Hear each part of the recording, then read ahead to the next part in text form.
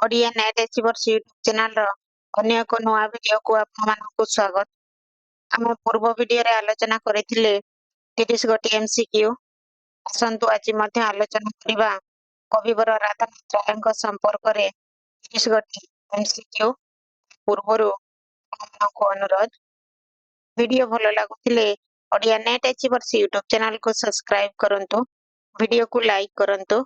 आपण मानकर गोटिए लाइक मते प्रेरणा जगेइबो एवं सांग मानकु शेयर करि दियंतु।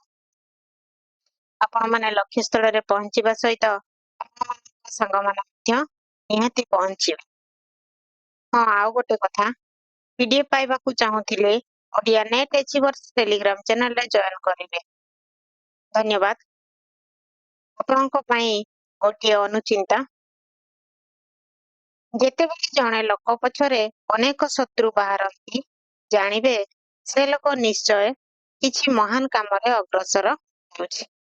जेतेबेले जणे लोक पछरे अनेक शत्रु बाहरती जानिबे से लोक निश्चय किछि महान कामरे अग्रसर होउछि।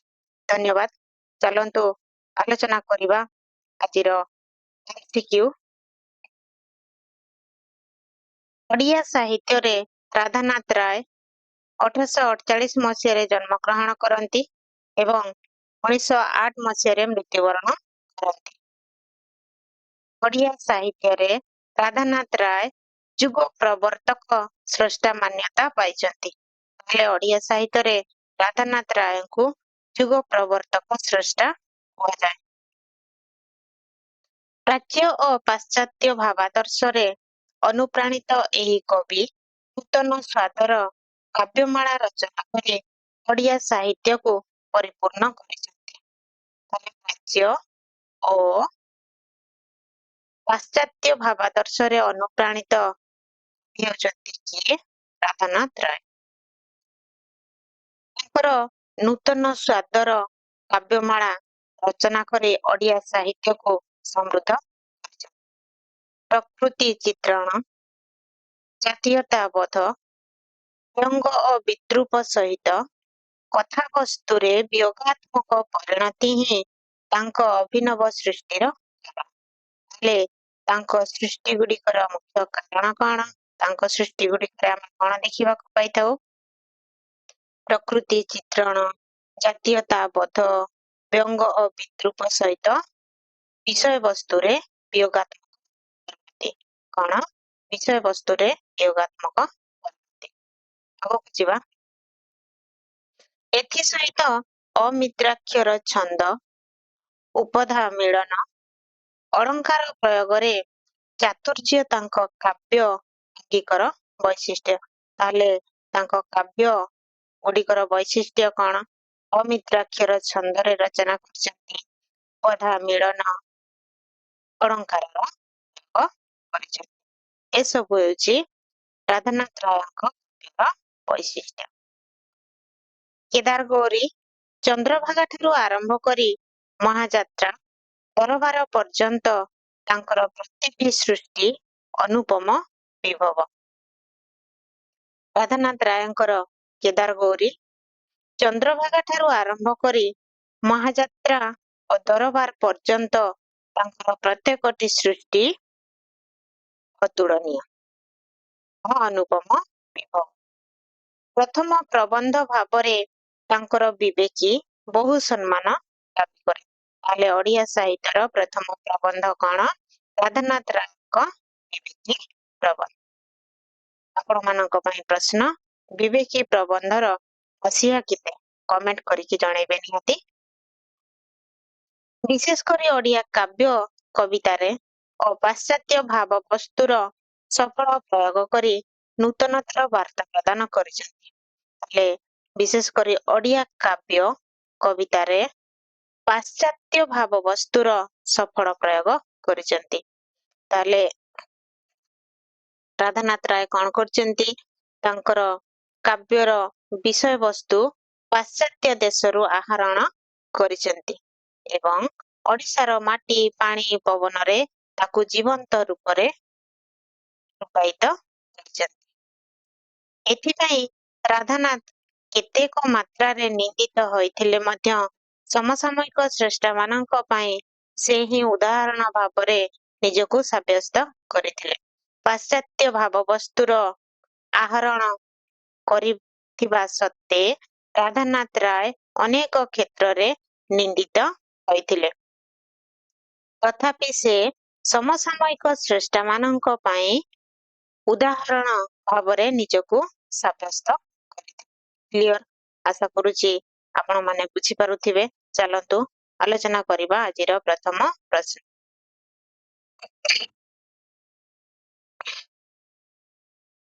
କ ସ୍ତମ୍ଭ ଖ ସ୍ତମ୍ଭ। ତାହେଲେ ରାଧାନାଥ ରାୟଙ୍କ ଜନ୍ମ କେବେ? 1848 ମସିହା। ରାଧାନାଥ ରାୟଙ୍କ ଜନ୍ମ 1848। Acre triple I.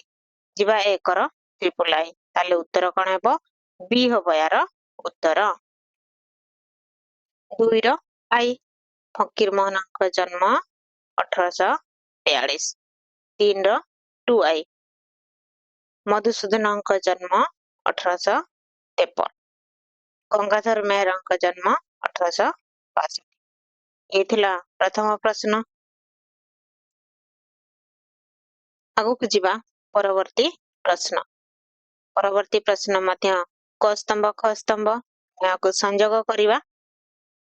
ଏ ଭିତରୁ ଆପଣମାନଙ୍କୁ ଯୋଉଟା ସହଜ ଲାଗିବ ତାକୁ ଆଗ ସଂଯୋଗ କରିବେ। ତାହେଲେ ଫକୀର ମୋହନ ସେନାପତି ବାଲେଶ୍ୱର ଜିଲ୍ଲାର ମଲ୍ଲିକାଶପୁର ଗ୍ରାମରେ ଜନ୍ମଗ୍ରହଣ କରିଥିଲେ। 2ର ଆଇଭି। 2ର ଆଇଭି।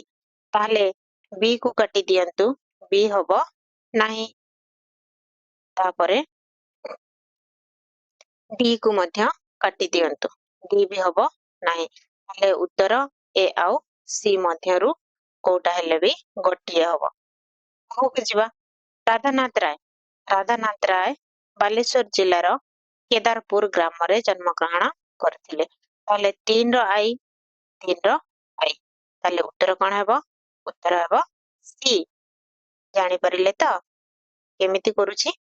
ଉତ୍ତର ହେବ ସି। ତାପରେ ଯିବା ଏକର 2 ଆଇ। ନନ୍ଦକିଶୋର ବଳ, କୁସୁପୁର, ଗଙ୍ଗାଧର ମେହେର, ସମ୍ବଲପୁର ଜିଲ୍ଲାର ବରପାଲି। ପରବର୍ତ୍ତୀ ପ୍ରଶ୍ନ। ଆଗକୁ ଯିବା। ଏ ବି କ ସ୍ତମ୍ଭ ଖ ସ୍ତମ୍ଭ। ପ୍ରଥମ ଗାଳ୍ପିକ। ଏହା ତ ସମସ୍ତେ ଜାଣିଛନ୍ତି। ପ୍ରଥମ ଗାଳ୍ପିକ କିଏ? ଫକୀର ମୋହନ ସେନାପତି। 2ର ଆଇ। 2ର ଆଇ। ତାହେଲେ ଏ ବି ହବ ନାହିଁ। ତାପରେ ସି ବି ହବ ନାହିଁ। ଯେହେତୁ ଏଠି 2ର ଆଇ ଅଛି, ଏ 2ର ଆଇ ଅଛି। ଏଇ ଦିଟା ଭିତରୁ ଯୋଉଟା ହେଲେ ବି ଗୋଟିଏ ହବ ଉତ୍ତର। ଆଗକୁ ଯିବା। ପ୍ରଥମ ପ୍ରାବନ୍ଧିକ ରାଧାନାଥ ରାୟ। ହେଲେ acre triple I. Acre triple I. ତାହେଲେ ଉତ୍ତର କଣ ହେଲା? ଡି ହେଲା ୟାର ଉତ୍ତର। 3ର ଆଇ ବି।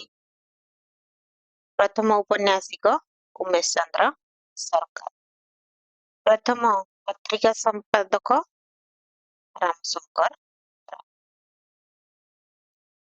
ପରବର୍ତ୍ତୀ ପ୍ରଶ୍ନ। ଆଗକୁ ଯିବା। କେଉଁ ପତ୍ରିକାଟି ରାଧାନାଥ ସାହିତ୍ୟର ସମର୍ଥକ?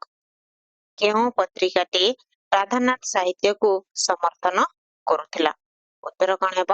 ବିଜୁଳି। ପରବର୍ତ୍ତୀ ପ୍ରଶ୍ନ। ଆଗକୁ ଯିବା। କେଉଁ ସାଧକଙ୍କ ସଂସ୍ପର୍ଶରେ ଆସି ରାଧାନାଥ ଓଡ଼ିଆରେ କାବ୍ୟ କବିତା ଲେଖିବା ଆରମ୍ଭ କରିଥିଲେ? ଓଡ଼ିଆରେ କାବ୍ୟ କବିତା ଲେଖିବା ପୂର୍ବରୁ ରାଧାନାଥ ରାୟ ବଙ୍ଗଳାରେ ଲେଖୁଥିଲେ। ତାହେଲେ କେଉଁ ସାଧକଙ୍କ ସଂସ୍ପର୍ଶରେ ଆସି ରାଧାନାଥ ରାୟ ଓଡ଼ିଆରେ କାବ୍ୟ କବିତା ଲେଖିବା ଆରମ୍ଭ କରିଥିଲେ? 5 ନମ୍ବର ପ୍ରଶ୍ନର ଉତ୍ତର କଣ ହେବ? ଭୂଦେବ ମୁଖୋପାଧ୍ୟାୟ। ଏ ହବ ଉତ୍ତର। ପରବର୍ତ୍ତୀ ପ୍ରଶ୍ନ। ଆଗକୁ ଯିବା। ରାଧାନାଥ ଓ ମଧୁସୂଦନଙ୍କ ଯୁଗ୍ମ ସମ୍ପାଦନାରେ କବିତାବଳୀ କେଉଁ ମସିହାରେ ପ୍ରକାଶ ପାଇଥିଲା? ରାଧାନାଥ ଓ ମଧୁସୂଦନଙ୍କ ଯୁଗ୍ମ ସମ୍ପାଦନାରେ କବିତାବଳୀ କେଉଁ ମସିହାରେ ପ୍ରକାଶ ପାଇଥିଲା? 6 ନମ୍ବର ପ୍ରଶ୍ନର ଉତ୍ତର କଣ ହେବ? 1876। କବିତାବଳୀ କେବେ? 1876। ପରବର୍ତ୍ତୀ ପ୍ରଶ୍ନ ଆଗକୁ ଯିବା। କେଉଁଟି ରାଧାନାଥଙ୍କ ବଙ୍ଗଳା ରଚନାବଳୀ ନୁହେଁ? ଏ 4ଟି ଅପସନ ମଧ୍ୟରୁ କେଉଁଟି ରାଧାନାଥଙ୍କ ବଙ୍ଗଳା ରଚନାବଳୀ ନୁହେଁ? ତାହେଲେ ଉତ୍ତର କଣ ହେବ? ବେଣୀ ସଂହାର। 7 ନମ୍ବର ପ୍ରଶ୍ନର ଉତ୍ତର କଣ ହେବ? ବେଣୀ ସଂହାର।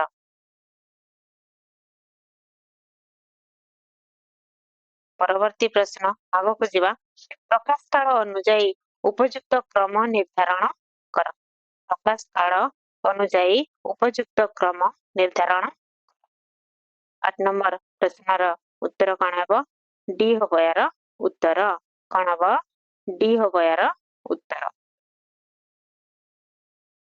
ଉଷା, ପାର୍ବତୀ, ଚିଲିକା, ମହାଯାତ୍ରା। କ୍ଲିୟର? ଆଶା କରୁଛି ଆପଣ ମାନେ ବୁଝିପାରୁଥିବେ। ପରବର୍ତ୍ତୀ ପ୍ରଶ୍ନକୁ ଯିବା। କେଉଁ ରଚନାଟି ରାଧାନାଥ ରାୟଙ୍କର ନୁହେଁ? ନୁହେଁ ପଚାରିଛି, ଭଲ କି ପ୍ରଶ୍ନ ପଢିବେ। କଣ ପଚାରିଛି? ନୁହେଁ ପ୍ରଶ୍ନ ପଚାରିଛି। କେଉଁ ରଚନାଟି ରାଧାନାଥ ରାୟଙ୍କର ନୁହେଁ? 9 ନମ୍ବର ପ୍ରଶ୍ନର ଉତ୍ତର କଣ ହେବ? ନିର୍ମାଲ୍ୟ। ନିର୍ମାଲ୍ୟ ରାଧାନାଥ ରାୟଙ୍କର ନୁହେଁ। ପରବର୍ତ୍ତୀ ପ୍ରଶ୍ନ ଆଗକୁ ଯିବା। କେଉଁ କାବ୍ୟଟି ଅମିତ୍ରାକ୍ଷର ଛନ୍ଦରେ ଲିଖିତ? କେଉଁ କାବ୍ୟଟି ଅମିତ୍ରାକ୍ଷର ଛନ୍ଦରେ ଲିଖିତ? 10 ନମ୍ବର ପ୍ରଶ୍ନର ଉତ୍ତର କଣ ହେବ? ମହାଯାତ୍ରା। ରାଧାନାଥଙ୍କର ମହାଯାତ୍ରା ଅମିତ୍ରାକ୍ଷର ଛନ୍ଦରେ ଲିଖିତ।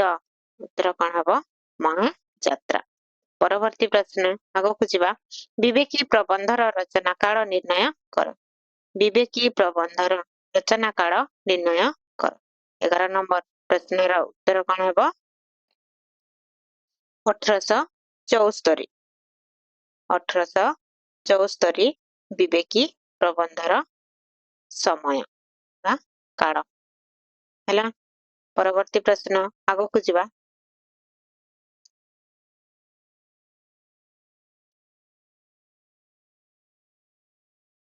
ନନ୍ଦିକେଶ୍ୱରୀ କାବ୍ୟ ବର୍ଣ୍ଣନା ଅନୁଯାୟୀ ନନ୍ଦିକେଶ୍ୱରୀ ପଠାର ମୂଳ କଣ? ନନ୍ଦିକେଶ୍ୱରୀ କାବ୍ୟ ବର୍ଣ୍ଣନା ଅନୁଯାୟୀ ନନ୍ଦିକେଶ୍ୱରୀ ପଠାର ମୂଳ କଣ? 12 ନମ୍ବର ପ୍ରଶ୍ନର ଉତ୍ତର କଣ ହେବ? ଏ ହବ ୟାର ଉତ୍ତର। ସେହି ପଠାରେ ନନ୍ଦିକେଶ୍ୱରୀଙ୍କ ସମାଧି ନିର୍ମିତ ହୋଇଥିଲା। ହୋଇଥିଲା ସେହି ପଠାରେ ନନ୍ଦିକେଶ୍ୱରୀଙ୍କ ସମାଧି ନିର୍ମିତ ହୋଇଥିଲା। ତାହେଲେ 12 ନମ୍ବର ପ୍ରଶ୍ନର ଉତ୍ତର କଣ ହେବ? ଏ। ପରବର୍ତ୍ତୀ ପ୍ରଶ୍ନ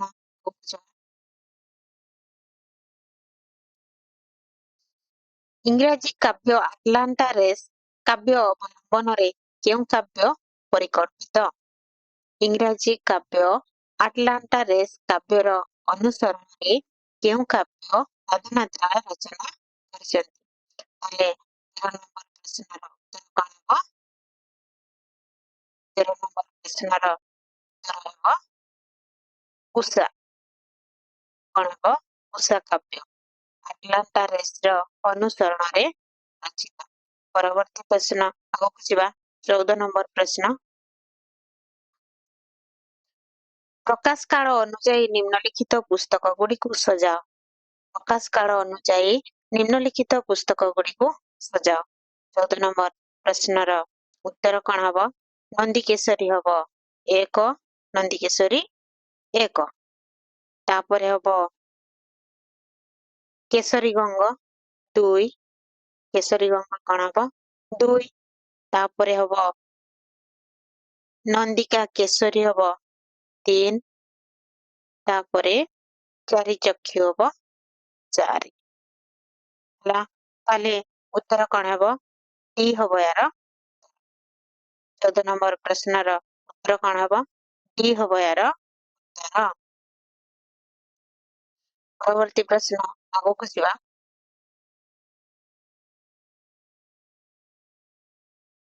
ମହାବଳୀ ପ୍ରେମ ଅଟଇ ମହିର ପ୍ରେମ ସିନା କରେ ଅବଳାକୁ ବୀର କେଉଁ କାବ୍ୟରୁ ଗୃହୀତ?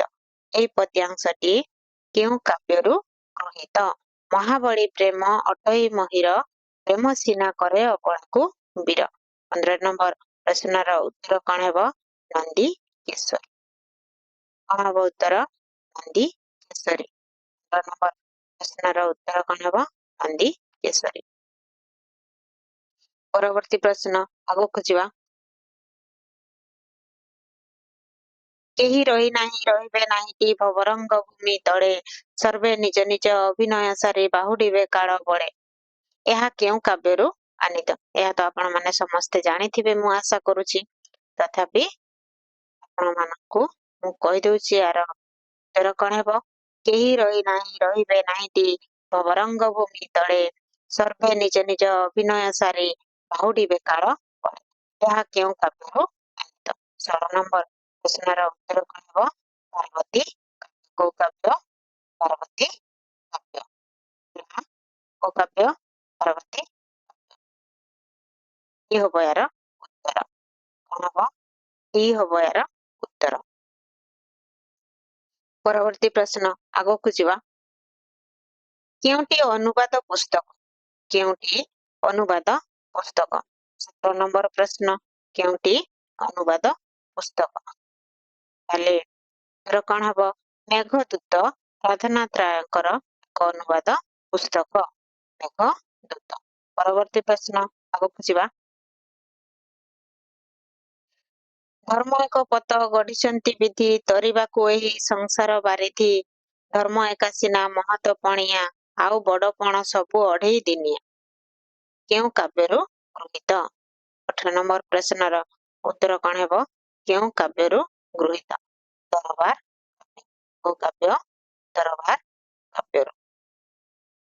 ତାହେଲେ ଉତ୍ତର କଣ ହେବ? ବି ହବ ଏହାର ଉତ୍ତର ହେଲା ଦରବାର କାବ୍ୟ। ପରବର୍ତ୍ତୀ ପ୍ରଶ୍ନ ଆଗକୁ ଯିବା। କେବେ ବ୍ରିଟିଶ ସରକାର ରାଧାନାଥଙ୍କୁ ରାୟବାହାଦୁର ଉପାଧିରେ ଭୂଷିତ କରିଥିଲେ? ତାହେଲେ ରାଧାନାଥ ରାୟଙ୍କୁ କିଏ ରାୟବାହାଦୁର ଉପାଧିରେ ଭୂଷିତ କରିଥିଲେ? ବ୍ରିଟିଶ ସରକାର। କିଏ? ବ୍ରିଟିଶ ସରକାର ରାଧାନାଥ ରାୟଙ୍କୁ ରାୟବାହାଦୁର ଉପାଧିରେ ଭୂଷିତ କରିଥିଲେ। ତାହେଲେ ଉତ୍ତର ଆପଣ ମାନଙ୍କର କେବେ କରିଥିଲେ? 19 ନମ୍ବର ପ୍ରଶ୍ନର ଉତ୍ତର କଣ ହେବ? 1866। ଉତ୍ତର କଣ ହେବ? 1866 ମସିହାରେ ରାଧାନାଥ ରାୟଙ୍କୁ ବ୍ରିଟିଶ ସରକାର ରାୟବାହାଦୁର ଉପାଧିରେ ଭୂଷିତ କରିଥିଲେ। ପରବର୍ତ୍ତୀ ପ୍ରଶ୍ନ ଆଗକୁ ଯିବା। କେଉଁଥିରେ ତଥ୍ୟଗତ ତ୍ରୁଟି ରହିଛି? କେଉଁଥିରେ ତଥ୍ୟଗତ ତ୍ରୁଟି ରହିଛି? ତାହେଲେ ଉତ୍ତର କଣ ହେବ? 1909ରେ ରାଧାନାଥଙ୍କ ମୃତ୍ୟୁ। ଏଇଟା ହଉଛି ଭୁଲ ଆଉ ବାକି ତିନୋଟି ଯାକ ଠିକ। ଆମକୁ ଭୁଲଟା ପଚାରିଛି ତେଣୁ ଉତ୍ତର କଣ ହେବ? 1909ରେ ରାଧାନାଥଙ୍କ ମୃତ୍ୟୁ। ଏଇଟା ହଉଛି ଭୁଲ। ପରବର୍ତ୍ତୀ ପ୍ରଶ୍ନ ଆଗକୁ ଯିବା। ଧନ୍ୟ ସେ ପ୍ରୀତିକି ମରଣ ଭୀତିକି ପ୍ରୀତି ଯେ ପାରଇ ଜିଣି ଶିରିଷ ମୃଦୁଳା ଲବଣୀ ପିତୁଳା ପ୍ରୀତି କଲା ସାହସିନୀ। କେଉଁ କାବ୍ୟରୁ ଗୃହୀତ? ଧନ୍ୟ ସେ ପ୍ରୀତିକି ମରଣ ଭୀତିକି ପ୍ରୀତି ଯେ ପାରଇ ଜିଣି ଶିରିଷ ମୃଦୁଳା ଲବଣୀ ପିତୁଳା ପ୍ରୀତି କଲା ସାହସିନୀ। କେଉଁ କାବ୍ୟରୁ? 21 ନମ୍ବର ପ୍ରଶ୍ନର ଉତ୍ତର କଣ ହେବ? କେଦାର ଗୌରୀ। କଣ ହବ ଉତ୍ତର? କେଦାର ଗୌରୀ ହେଲା। ଉତ୍ତର କଣ ହେବ? କେଦାର ଗୌରୀ। ପରବର୍ତ୍ତୀ ପ୍ରଶ୍ନ ଆଗକୁ ଯିବା। 22 ନମ୍ବର ପ୍ରଶ୍ନ କେଉଁ ଜମିଦାରଙ୍କୁ ରାୟବାହାଦୁର ଉପାଧି ପ୍ରଦାନ କରାଯାଇଥିବା ଦରବାର କାବ୍ୟରେ ଉଲ୍ଲେଖ ରହିଛି? କେଉଁ ଜମିଦାରଙ୍କୁ ରାୟବାହାଦୁର ଉପାଧି ପ୍ରଦାନ କରାଯାଇଥିବା ଦରବାର କାବ୍ୟରେ ଉଲ୍ଲେଖ ରହିଛି? 22 ନମ୍ବର ପ୍ରଶ୍ନର ଉତ୍ତର କଣ ହେବ? ଗୋବିନ୍ଦ ବଲ୍ଲଭ ରାୟ। ଉତ୍ତର ହେବ କଣ?